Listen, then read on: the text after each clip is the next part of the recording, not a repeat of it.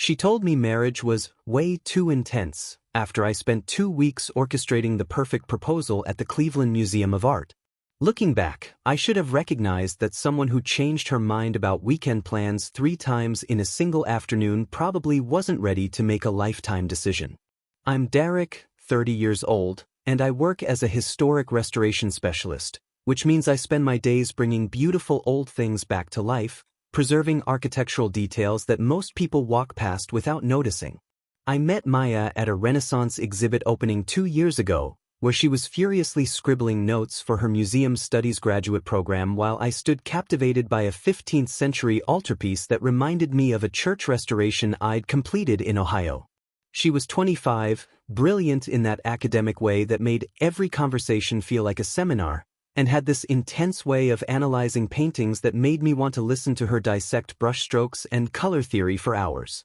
I thought I'd found someone who genuinely shared my appreciation for craftsmanship and timeless beauty, someone who understood that some things in this world are actually worth preserving forever rather than discarding when they require effort. For 2 years, we built what I believed was something meaningful and substantial, sharing quiet Sunday mornings in the museum's small cafe where she'd sketch while I read restoration journals, taking long walks through Cleveland's University Circle where we debate whether modern art could ever achieve the emotional depth of classical pieces. Maya had grown up in a family that moved every few years for her father's job, never staying anywhere long enough to develop roots, which she claimed made her appreciate beauty in temporary moments rather than permanent commitments. I thought my stability would complement her artistic restlessness, that together we could create something both beautiful and lasting. When I finally decided to propose after months of careful consideration, I wanted the moment to reflect everything we'd shared and built together,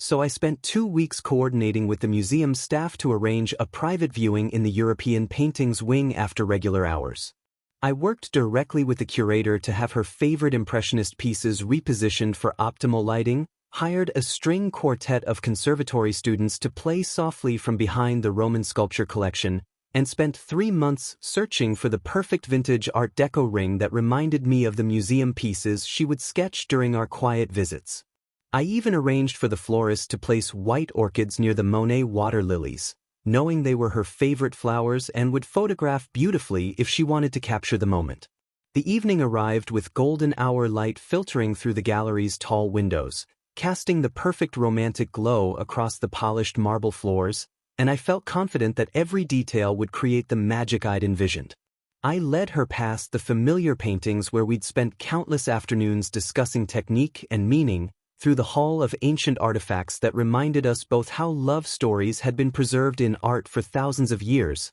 until we reached the Impressionist section where Monet's water lilies had served as the backdrop for our first real conversation about dreams, futures, and what we wanted from life. When I dropped to one knee beside those familiar painted ponds, the custom ring box trembling slightly in my hands despite weeks of mental rehearsal, I expected tears of joy or excited laughter or at least some acknowledgement of the thoughtfulness and effort I'd invested in making this moment absolutely perfect for us. Instead, Maya's expression shifted rapidly from surprise to confusion to something that looked distinctly like mortification before she erupted in nervous, high-pitched giggles that echoed awkwardly off the gallery walls and seemed to bounce around the empty space for an uncomfortably long time. She told me, between bursts of laughter that sounded more panicked than joyful, that marriage was way too intense for someone still figuring out their career path, that she wasn't ready for that level of commitment or responsibility, that maybe we should take things much slower and see where life naturally led us.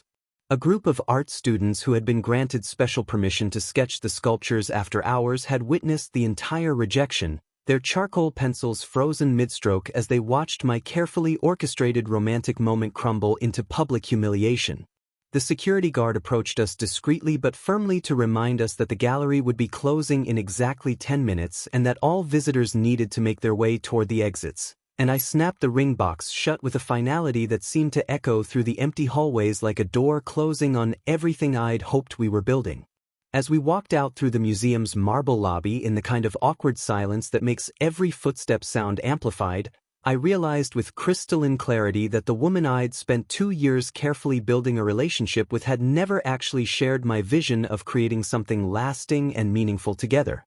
I crashed at my cousin Tom's cramped apartment that night, staring at the ceiling while processing the humiliation and clarity that felt like cold water splashing across my face. Tom worked night shifts as an ER nurse, so I had hours of silence to think about what had just happened and what it meant for everything I'd believed about my relationship with Maya.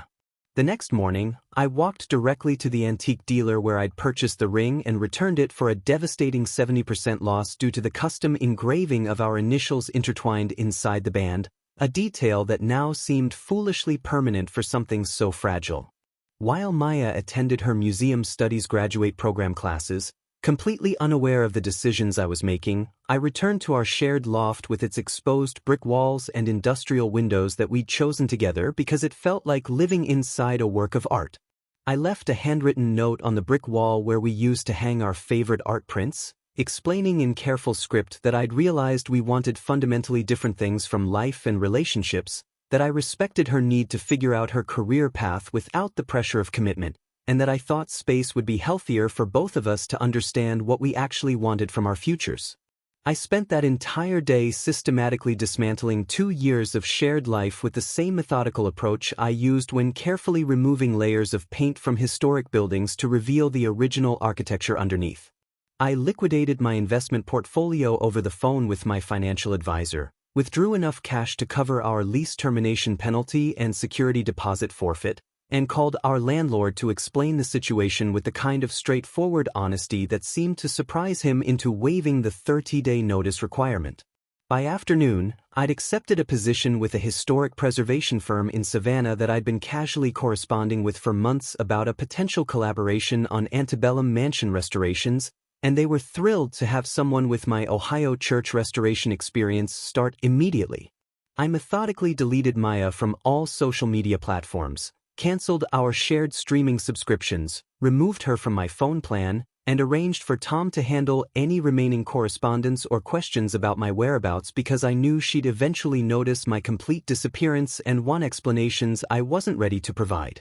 That evening, I packed everything meaningful into a single large suitcase, donated our shared furniture to a local charity that helped families transitioning out of homelessness, and caught a red-eye flight to Savannah with nothing but my clothes, laptop, restoration tools, and a growing sense of relief that felt like stepping out of a museum exhibit and back into real life. Savannah welcomed me with humid air that smelled like magnolia blossoms and centuries of history preserved in every cobblestone street, and I rented a small carriage house apartment in the historic district where I could walk to work and spend my evenings learning the city's rhythm without constantly analyzing whether someone else approved of my choices. Within a week, I was knee-deep in the intricate woodwork restoration of an 1850s mansion, using my hands to preserve something genuinely beautiful while my mind slowly processed the difference between relationships that require constant negotiation and maintenance versus those that flow naturally from shared values and compatible life goals. I learned to navigate Savannah's trolley system, discovered that Leopold's ice cream made the perfect afternoon break from detailed millwork restoration, and began taking evening walks through Forsyth Park where massive oak trees draped in Spanish moss reminded me that some things grow more beautiful with age and patience rather than constant change and drama. 10 months into my Savannah routine of morning coffee at Leopold's and evening photography walks through the historic squares, I had settled into a rhythm that felt genuinely peaceful when Maya apparently discovered my whereabouts through my company's restoration project announcements posted on preservation websites. I should have realized that someone with her academic research skills would eventually track me down, but I'd underestimated both her persistence and her inability to accept that someone might actually prefer life without her constant need for attention and validation. The first messages arrived on a Tuesday morning while I was carefully removing layers of Victorian-era wallpaper from a mansion's parlor, seemingly innocent inquiries about architectural consultation opportunities and Cleveland connections in preservation work that might benefit her thesis research on museum-quality historic interiors. She always timed these messages for when she knew I'd likely be alone, late evenings or early mornings when she calculated I might be more susceptible to nostalgia or loneliness, demonstrating the same manipulative awareness that had characterized our entire relationship. I recognized her communication patterns immediately because Maya had always been incapable of sending one complete message. instead firing off multiple short texts that created an artificial sense of urgency and demanded immediate attention, combined with her excessive use of ellipses that made even simple questions feel loaded with unspoken emotional subtext. When I began casually seeing Patricia, a 28-year-old museum education director I met at a gallery opening for local artists, Maya's surveillance apparently escalated from monitoring my professional activities to actively investigating my personal life through social media and mutual contacts in the museum world. Patricia was everything Maya had pretended to be, genuinely passionate about art education rather than using culture as a backdrop for drama, financially independent rather than expecting others to fund her lifestyle, and emotionally stable enough to appreciate consistency rather than demanding constant uncertainty to feel alive. Maya created multiple phone numbers to send anonymous text messages to Patricia questioning my emotional availability and warning about my pattern of sudden departures from relationships, messages that Patricia immediately recognized as harassment because she possessed the emotional maturity that Maya had always lacked.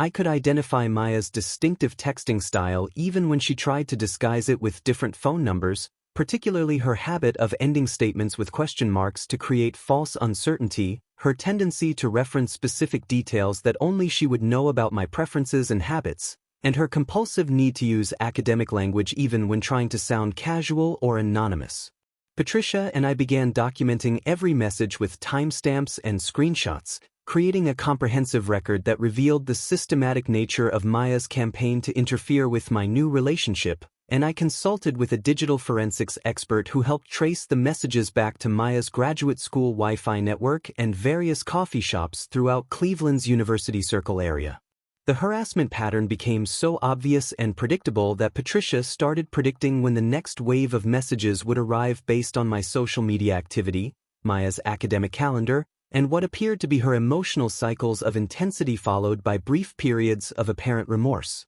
I found myself simultaneously impressed by Maya's dedication to making my life complicated and disgusted by her complete inability to respect boundaries or accept that someone might genuinely prefer building something healthy with someone else rather than constantly managing her need for drama and control.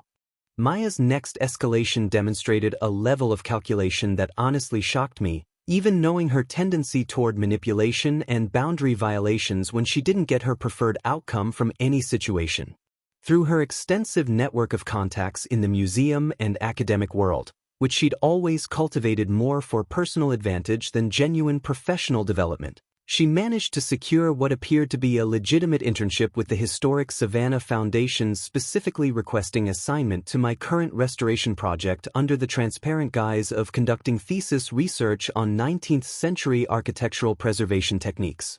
I discovered her presence at my worksite on a humid Thursday morning when I arrived to continue my structural assessment of the mansion's deteriorating foundation and found her standing in the front parlor with a clipboard and camera, wearing what she probably thought was professional attire but looked more like she was playing dress-up as a serious academic researcher. She feigned complete surprise at finding me there despite the fact that my project team had been listed on the foundation's website for months, our work schedule was posted in the main office, and she'd obviously researched every detail of my current assignment before applying for the internship position. I immediately contacted my project supervisor and the Foundation's Human Resources Department, providing comprehensive documentation that included photographs from our relationship, copies of the breakup note I'd left on our apartment wall, screenshots of her text message harassment campaign against both me and Patricia, and a detailed timeline of her increasingly intrusive behavior over the past several months.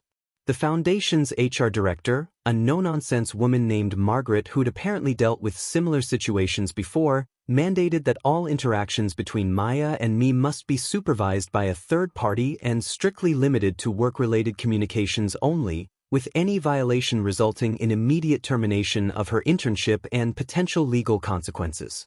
Maya's response to these professional boundaries was predictably dramatic and designed to paint herself as a victim of gender discrimination rather than someone facing consequences for documented harassment and stalking behavior. She published a lengthy blog post on her academic website about gatekeeping in historic preservation and how established male professionals systematically silence women's academic pursuits and career advancement in traditionally masculine fields like construction and restoration work. The post gained significant attention within preservation circles because Maya had always been skilled at presenting herself as articulate and wronged rather than manipulative and obsessive, and she carefully avoided mentioning our personal relationship history or the specific reasons for the workplace restrictions. Several colleagues and foundation board members shared the post on social media before they understood the full context of the situation, creating an uncomfortable period where I found myself defending my professional reputation against accusations of sexism while being unable to publicly discuss the personal harassment that had precipitated the workplace policies. My attorney eventually sent a cease and desist letter demanding removal of the blog post due to its defamatory implications and veiled references to my character and professional conduct, but not before the damage had been done to my standing within certain professional circles that didn't know the complete story. The entire episode taught me how effectively someone can weaponize social justice language and professional networks to continue harassment when direct personal approaches are blocked, and how difficult it becomes to defend yourself against accusations designed to make any response look like confirmation of the alleged behavior. Maya's ability to position herself as a wronged woman fighting institutional bias while simultaneously stalking me across state lines demonstrated a level of strategic thinking that made me realize I'd been dealing with someone far more calculating and potentially dangerous than I'd initially understood. The blog post incident apparently satisfied Maya's need for public vindication temporarily, but her underlying compulsion to insert herself into my life only intensified as she realized that professional boundaries and legal threats weren't deterring her obsessive behavior. She began leaving packages at my carriage house apartment, always timed for when I was at work so she could avoid direct confrontation while still making her presence known in increasingly intimate and unsettling ways. The packages contained pressed magnolia flowers that she'd obviously collected from Forsyth Park during her surveillance of my evening photography walks, handwritten letters analyzing what she termed our communication breakdown with the kind of pseudo-psychological language that made everything sound like an academic thesis rather than personal harassment. She included copies of relationship psychology books with passages carefully annotated in her precise handwriting, highlighting sections about commitment fears and emotional unavailability that were clearly intended to suggest that I was the one with psychological problems preventing healthy relationships. I discovered through Patricia, who had maintained contact with mutual friends in the Cleveland Museum world, that Maya had been researching my daily routine with the dedication of someone conducting an anthropological study, learning my schedule through social media posts, and possibly even direct observation during visits to Savannah. Maya began appearing at the same locations during my evening photography walks through the historic squares, always with a prepared story about conducting thesis research on architectural documentation or coincidentally photographing the same antebellum facades for her academic work. The encounters felt staged and calculated, with Maya positioning herself where I'd be forced to acknowledge her presence while maintaining plausible deniability about intentionally following me around the city. She'd developed this habit of acting surprised to see me while simultaneously having detailed knowledge about my current projects, my relationship with Patricia, and even my weekend plans, information she could only have obtained through systematic monitoring of my social media activity and possibly conversations with people in our shared professional network. When Patricia and I planned a romantic weekend trip to Charleston for an antiques fair that I'd posted about on Instagram, we returned Sunday night to find Maya sitting on my front steps at midnight, surrounded by luggage and looking like she'd been crying for hours. She claimed she'd flown down from Cleveland for urgent thesis research that couldn't wait until normal business hours, insisting she needed to have an adult conversation about closure and resolve the misunderstandings that were apparently preventing us both from moving forward with our lives in healthy ways. The sight of Maya camped outside my home like some kind of academic refugee, clearly having planned this confrontation for maximum emotional impact, finally convinced me that documenting her behavior wasn't sufficient protection against someone willing to cross state lines and potentially violate trespassing laws to force unwanted contact. I called the Savannah Police Department while Patricia stayed in the car, and the responding officers were professional but clearly familiar with similar situations involving ex-partners who refused to accept relationship boundaries. Maya's reaction to police involvement was a complete emotional breakdown, sobbing and insisting that she wasn't some crazy ex-girlfriend but simply a graduate student trying to clear up misunderstandings with someone who'd been important to her academic and personal development. The officers issued a formal no-contact order while Maya alternated between tears and indignant protests about being treated like a criminal for caring about someone's well-being and wanting to maintain a professional relationship that could benefit both our careers in the preservation field. The incident prompted Patricia and me to install a doorbell camera and motion-activated security lighting, while I began the process of filing for a restraining order through the Chatham County courts because it had become clear that Maya's behavior was escalating beyond harassment into potential stalking that could endanger both my safety and my relationship with someone who actually deserved to feel secure and respected. The restraining order was approved after I presented 8 months of comprehensive documentation to the Chatham County judge, including time-stamped text message logs, witness statements from historic Savannah Foundation colleagues who had observed Maya's workplace behavior, security footage from my apartment complex showing her repeated, unauthorized visits, and Patricia's testimony about the anonymous harassment messages that had been traced back to Maya's devices and locations. The judge reviewed the evidence with the thoroughness of someone who'd clearly seen similar cases before, particularly noting the escalating pattern from digital harassment to professional interference to physical stalking across state lines, which demonstrated a concerning inability to respect legal and personal boundaries. Maya violated the restraining order within 72 hours of its approval, using a borrowed phone to send me emergency messages claiming her grandmother had suffered a heart attack in Cleveland and she desperately needed my emotional support during this family crisis. Messages that Patricia and I immediately reported to the Chatham County Sheriff's Department. The violation resulted in Maya's arrest at her hotel near the Savannah airport, where she'd apparently been staying for several days while planning additional confrontations or surveillance, and she was held overnight before being released on bail with court-mandated psychological evaluation as a condition of her continued freedom. During the subsequent legal proceedings that stretched over several uncomfortable months, I learned through court documents and Maya's attorney that she had been formally diagnosed with attachment disorder and obsessive-compulsive tendencies specifically related to relationship control and abandonment fears, psychological conditions that provided clinical context for her behavior without excusing the harassment or reducing the legal consequences.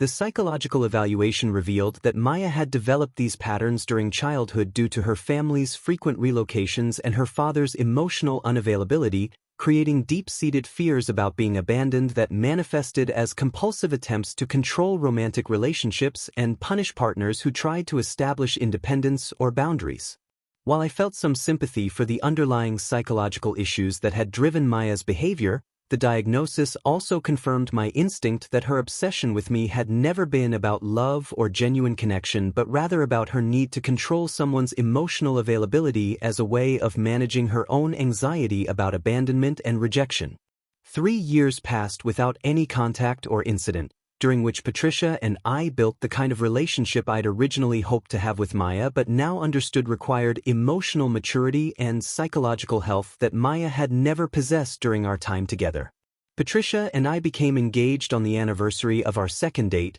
purchased a beautifully restored Victorian townhouse in Savannah's historic district that needed no restoration work whatsoever, and adopted 2 rescue cats named Gatsby and Zelda who provided the perfect amount of affection without requiring constant emotional management or boundary negotiations. I occasionally found myself wondering about Maya's well-being and whether she'd found the psychological help she clearly needed, but I'd learned to process our entire relationship as a valuable lesson about recognizing early warning signs of emotional instability and trusting my instincts about people whose need for control and drama outweighed their capacity for genuine partnership and mutual respect. 6 years after that humiliating rejection at the Cleveland Museum of Art, I received unexpected closure in the form of communication that demonstrated how completely my life had changed and how much personal growth can happen when someone finally accepts responsibility for their destructive behavior patterns.